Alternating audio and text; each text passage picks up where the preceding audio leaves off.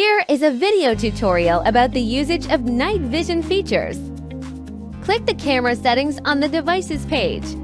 Choose light and night vision features and pick a mode according to your needs. First is automatic infrared night vision. The camera will switch to night mode with infrared lighting for clear black and white images in low light conditions. Second is intelligent lighting mode. Default is auto infrared night vision. White light will be activated, and then the camera will turn to full color images when motion is detected.